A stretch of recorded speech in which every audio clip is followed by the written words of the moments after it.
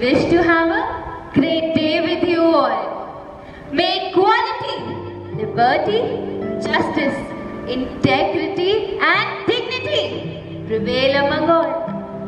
Do you think I'm acting a bit different? Yeah, it may be different, but special day demands special wishes. So, here's auspiciously wishing you all Happy Republic Day. Republic? That means democratic. That means by the people, for the people, and all. Actually, this is making me think about a question. What exactly makes up a country? Is it just a group of people who believe in one order and one flag? I don't think so. Because in a country like India, where there are many different languages, many different religions, and many different beliefs, to consider these mere definitions is not enough. We need a lot more than this. And let me tell you, this is the sole reason why our forefathers created this Constitution of India. Yes, this Constitution is a mirror through which we can style and design our country. This Constitution was not only a dream of a book. This Constitution was a dream of a new society, new culture, new tradition, and more importantly, it was a dream of a new country that this world has never ever seen. Yes. So, let me introduce you to the making of the journey of this Constitution. And with this journey, we will have a special show with exclusive and lesser known facts of the Constitution of India. And for this show, as contestants, we have with us Kirti ma'am, Priya ma'am, Jagdish sir, Deepa ma'am, Kavita ma'am, Shweta ma'am, Priyanka ma'am, Pooja ma'am, Sheetal Pawar ma'am, Prasad sir, Sheetal Dalwankar ma'am, and Bhageshri ma'am. So contestants, the rules of this simple show are very simple. And as I ask the question, if you know the answer, just ring the bell and raise your hand. So contestants, shall we go on? Okay. To begin with, my first question is a very general question. Do you know anybody? Do you know anybody who can complete your service? Who can complete your service without asking for any payment? Yes, Priya ma'am. How crazy! It's impossible. Everybody wants money. Yes, Deepa ma'am. No, it's wrong. Not all glitters are gold. Some are eternal as well.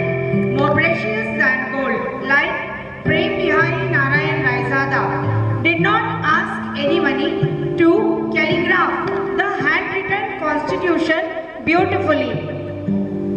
So true, ma'am, so true.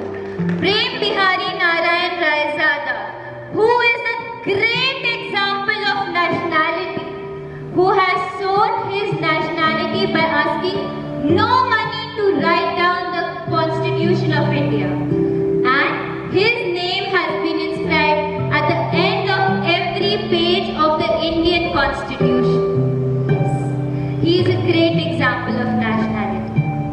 Moving ahead with the next question, I would like to ask you, do you know when was the foundation of this Indian Constitution laid by our leaders? Yes, Kirti ma'am.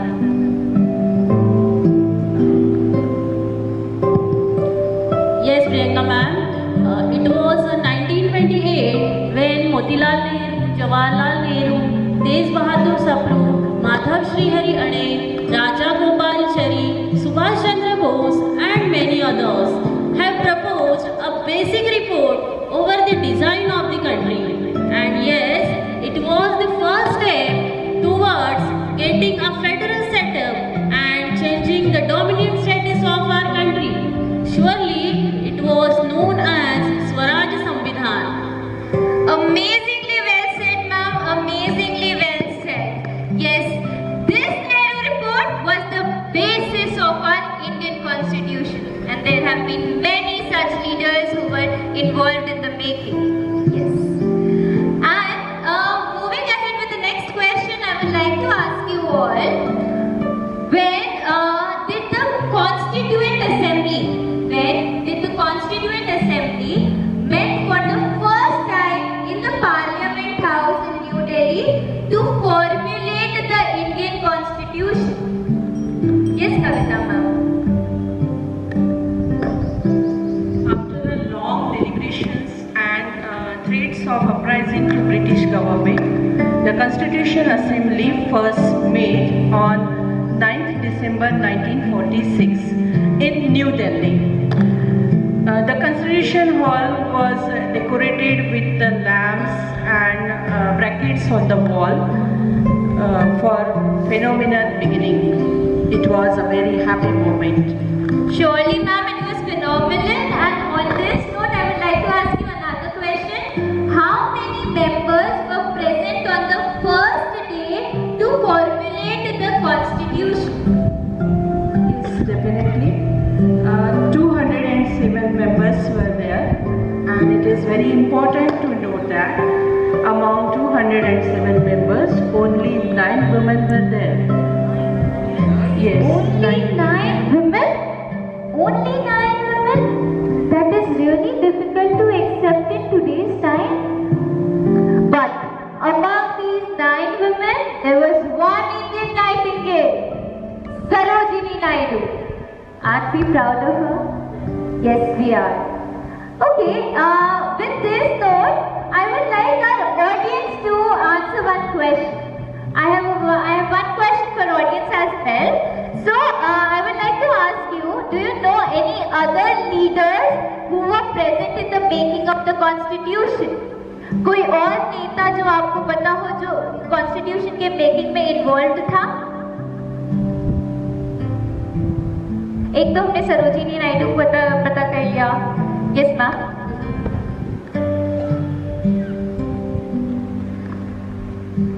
I think it was Baba Saheb Ambedkar.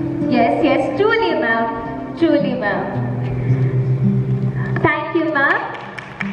And with this, I would also like to tell you that there were Sachidanand Sinha, H.V. Kaman, Hansa Mehta, and many other leaders about whom we are going to see further. Actually, this is making me remind of one more incident. So let us have that incident as a question. And my question is, the then Prime Minister of Britain,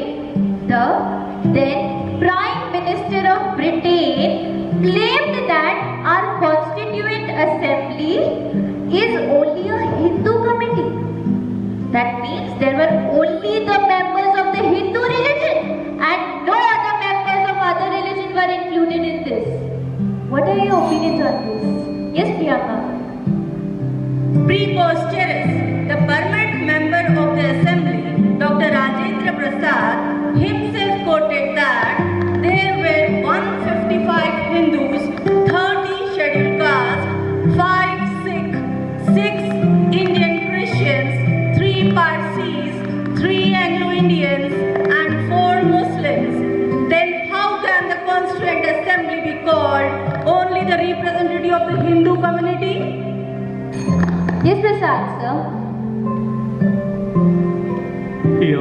Here I would like to quote that Dr. B.R. Ambedkar also was supporting all community involvement in the Constituent Assembly. He asked if it is really prudent for us to go ahead without all community involvement, and then the gathering of the assembly was postponed till all of them joined. Oh my God, I feel so honored that Dr. B.R. Ambedkar wanted to be there for everybody, for Muslims, for Parsis, Jhansis for Singh, even for Raja Rajwadi as well. Amazing it was. Wow. Okay, now that we have known this, I would like to ask you another question. And as we talked about the involvement, I would like to know what was the total amount, what was the total money utilized in the making of the Indian Constitution. Yes, Pooja ma'am. Including everything from salaries to stationery and some other requirement of draft constitution, 64 lakh were used at that time. Yes, 64 lakhs by all means, and truly interesting to know, ma'am. 64 lakhs were used at that time. That's a huge amount. Wow. This makes me curious to ask another question, which is, when did our Constituent Assembly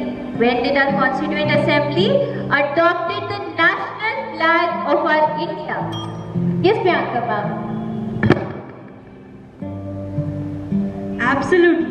Absolutely heartwarming event. Jawaharlal Nehru presented the flag in the assembly and everybody was so emotional. And why not? So, the date was 22nd July 1947. Certainly it was so emotional there. Why not? Our Indian flag was being adopted. Wow. Okay, great. On this note, next curious question. I would like to know how many original copies of the Constitution have been written. Original copies of the Constitution. Yes, Shweta ma'am. this is very rarely known fact, and this is honor to me to share. So, we are discussed earlier first, which is written by Prem Bihari Narayan Raizada. Is it English language? So there is one more which makes the original copies to be 2 in total. The another one is in Hindi language by Vasant Krishna Vaidya. Wow, correctly said ma'am. Vasant Krishna Vaidya, who wrote the Indian Constitution in Hindi language. Amazing to know. And on this note, I shall tell you that our Indian Constitution is the longest written constitution of any country. Any country.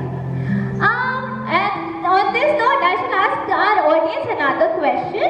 So, audience, my question for you is, how long did it take to write the Indian Constitution? कितने वर्ष लगे थे हमारे Constitution को लिखने में? Yes, ma'am.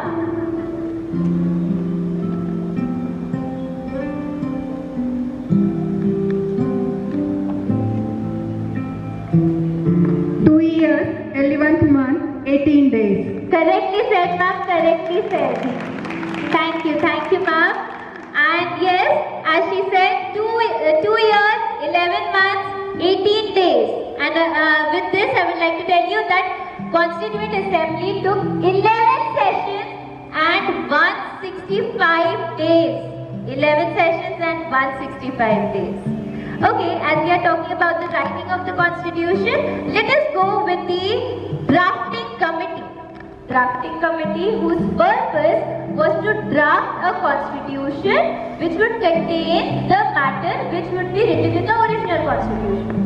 So this would be a short example of the content that will be in the original constitution.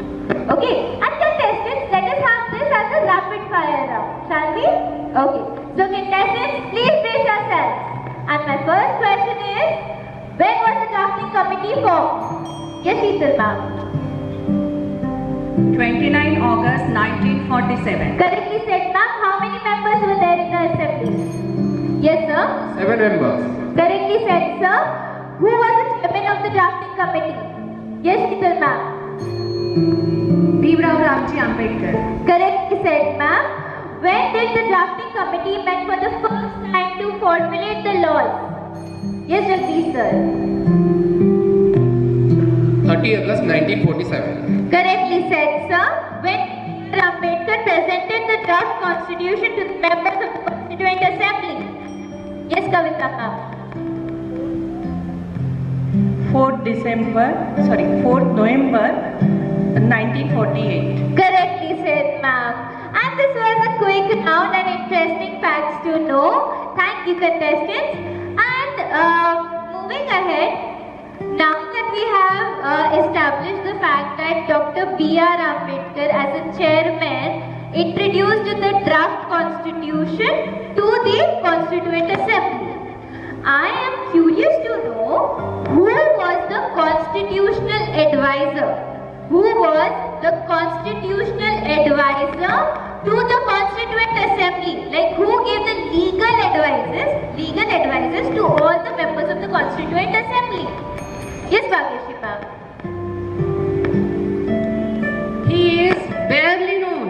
He is the one for whom Baba Saheb Ambedkar once said that he was the biggest support for the drafting committee. He had also been one of the greatest minds. Let me also tell you that he was the one who made surveys and questionnaires for all the members. He is none other than Sir Benigal Narsingh Rao. Totally agree, ma'am. Sir Benigal Narsingh Rao, who is most acknowledged for his knowledge of constitutions of many countries. Yes, Sir Benigal Narsingh Rao. Actually, my next question is inspired by Sir Benigal Narsingh Rao. From where did our constitution got the inspiration? Yes, Sheetal ma'am. That's really nice story. Where some countries think that we adopted some thoughts by going their constitution, but the expert says what the expert says is just a matter of adoption and inspiration. So our constitution was inspired by Britain, Switzerland, America, Canada, Ireland, France and South Africa. Evidently and doubtless, we have deliberated on all the constitutions of these countries. Well said, ma'am. So there were many countries, there were many people involved, there were many minds involved. So I would like to know, did our general public had anything to do with the making of the constitution? हमारे आम आदमी के पास भी कुछ करने के लिए था इस कॉन्स्टिट्यूशन के मेकिंग में? Yes Priyanka ma'am. Clearly yes. The draft was kept open for the suggestions of general public.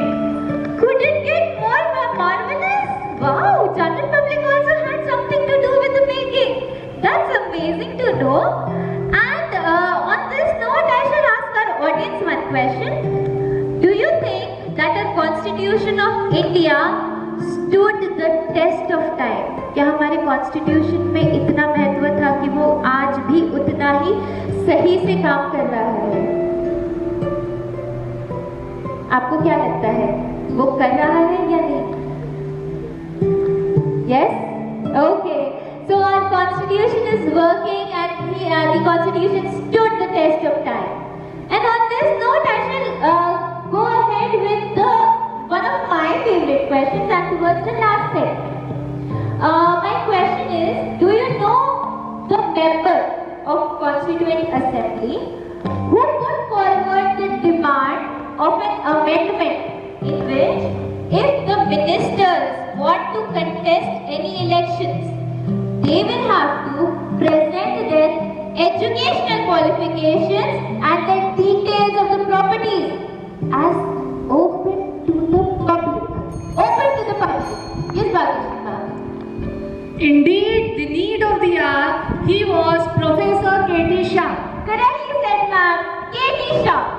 K.T. Shah was the most active member and a member with strong opinions. He was also a member who was second most eligible person for the post of permanent president after Dr. Rajendra Prasad.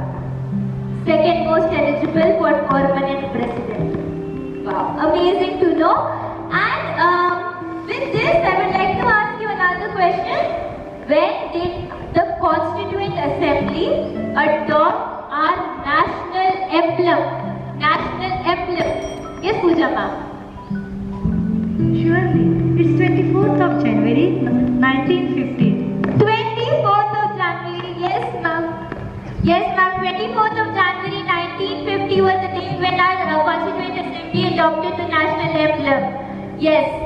That was a historic day. Many things happened on that day. So, my last question is, what else did happen on 24th of January 1950? Yes, Sheetal ma'am. Yes, Priyanka ma'am. Really speaking with proud, it was a great day for all Indians. We adopted our national song Vande Mataram and our national anthem Jana Gana Mana. And all the members of assembly signed the two documents which were ready to be implemented. And then the next day, the constitution was presented to Dr. Rajendra Prasad by Dr. Babasaheb Ambedkar. Wow, there comes these goosebumps. I could really imagine how those leaders might have signed the documents. Wow, that would have been so amazing. Now that we have the environment here, let us end the show the same way as our Constituent Assembly did. The same way as our Constituent Assembly did. So, let us all stand for the pledge. Let us all stand for the preamble. I would request everybody to please stand on their own places.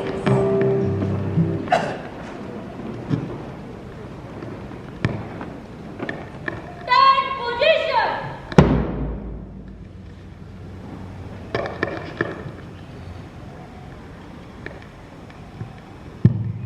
We, the people of India,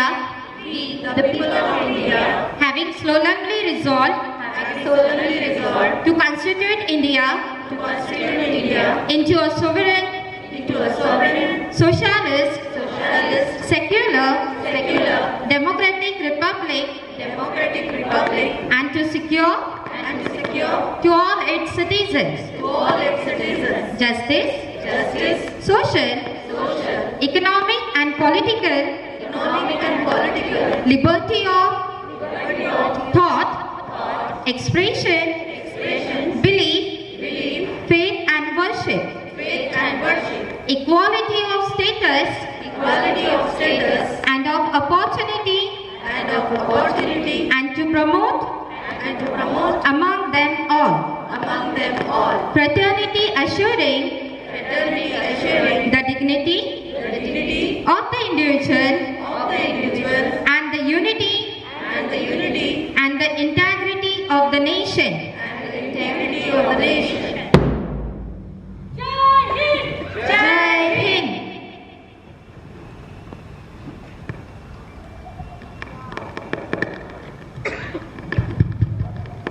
Wow, that was commendable.